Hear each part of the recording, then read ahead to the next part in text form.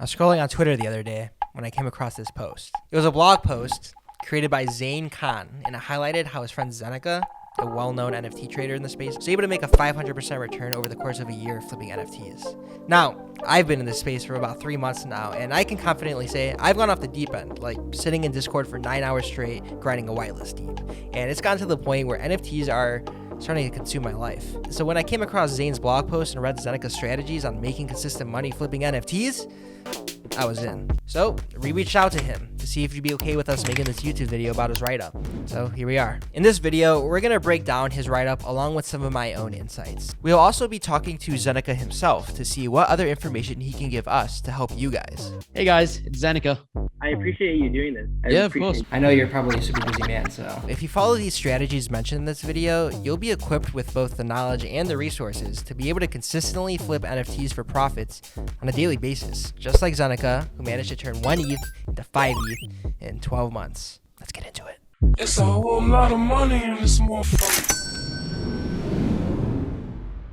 I should preface this by saying that this is somewhat of an intermediate guide, but don't worry, if you're a newbie to NFTs, we have just the video for you linked right here to help get you started. In that video, we touch on the importance of things like Discord and Twitter and following the big players, but let's see what Zeneca has to say about it. The space has evolved a bit since I did that challenge, and now you can get good information from like IC tools, Moby, Nansen, these analytics tools that track what's trending and stuff like that. Something I always say is sort of consider where you are on like the information totem pole.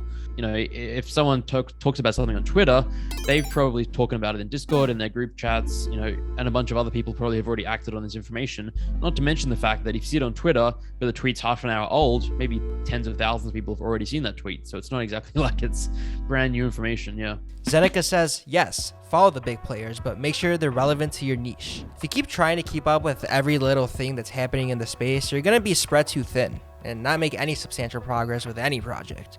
This is advice that I've heard from multiple big names in the space, so It's gotta be true. instead, niche down and find all relevant sources of information on Twitter and Discord around it. How do you do that? Read Zeneca's guide to Discord. Zeneca himself put together a guide on how to scout for project information, stay organized across all the different servers, up to date with drops, and get noticed for whitelists. It's a must read if you're serious about this space. Everyone can learn something from it. Honestly, the best sort of like alpha or whatever comes from other people, and it's like, again, Twitter, Discord, small communities. Yeah. Like I always say, when it comes to NFTs, Discord and Twitter is where the party is. So once you've identified your niche and know how to go find some good alpha, let's talk about the best strategy for making that consistent money in this chaotic space. Always be liquidating. Momentum is key. If you're just starting out or only have a small amount of money to invest, you need to focus on consistency over home runs. I couldn't agree more with this. Whenever you have the opportunity to make a 20% plus flip on an NFT, just do it. However, it is important to know where you're gonna put your money next. You always want your money out there working for you. And obviously, it's higher risk and requires more active trading, and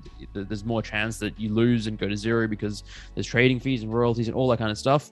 And like for most people, probably the best long-term investment strategy is to buy a few good projects and just leave them. But yeah, if you want to build a bankroll really quickly, I think, yeah, you need to be more aggressive and flip more quickly. The idea here is that every day you're holding on to an NFT, hoping for it to go up, is a day that you're potentially losing on an additional 20 to 30% of gains. No one wants that. I did something similar when I spent 90% of my portfolio on one Doodle NFT. Now, in retrospect, that was a good buy, but I completely halted my journey because I had no more money to invest. So I ended up having to wait like a week before I could flip it for a profit and get back in the game. Now, Zeneca did something similar, and according to him, that was his biggest mistake. Juggling liquidity is really important. Like there are so many projects and so many opportunities every single day that if your liquidity is locked in one project or even a bunch of projects, but you just have no liquidity, it's difficult to capitalize on these opportunities.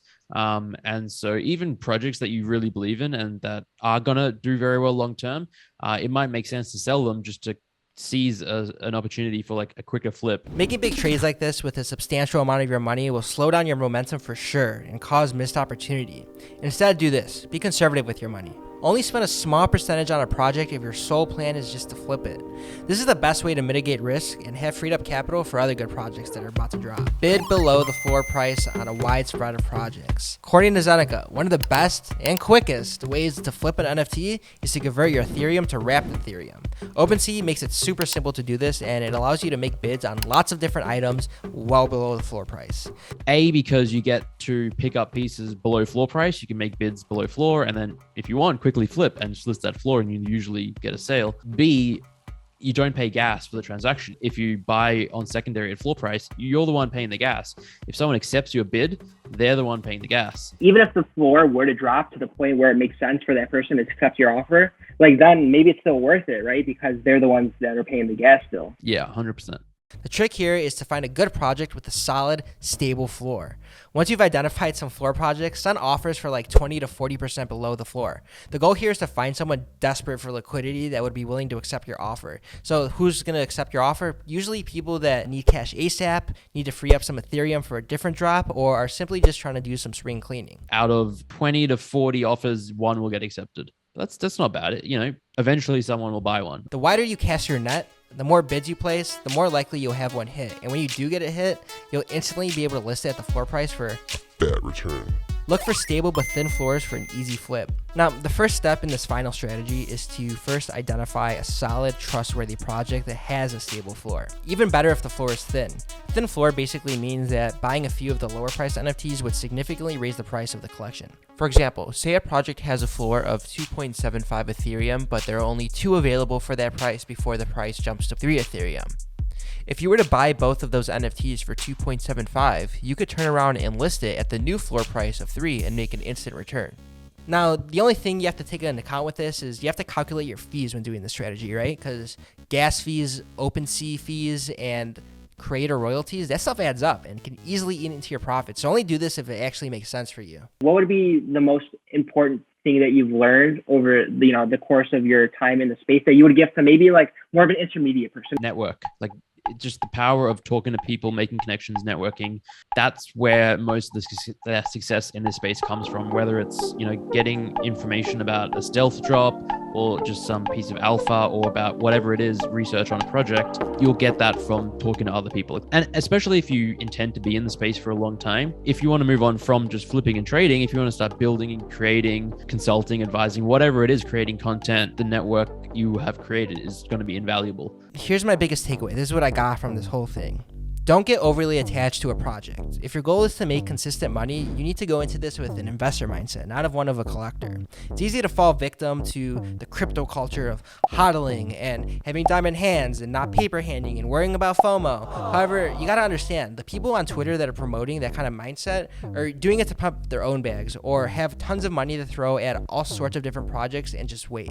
So just remember, you'll never go broke taking a profit, and don't get too greedy. An addendum to that is bet on people. Like that's just, again, it all comes down to people at the end of the day. But if you are looking at projects, for me, the top 5 things I look at are just people, team. As always, you can catch us on Twitter at Methodbox or my NFT specific account at NRBolda to follow my trades. Don't forget to subscribe to this channel for more NFT videos in the future. See you guys soon. Peace.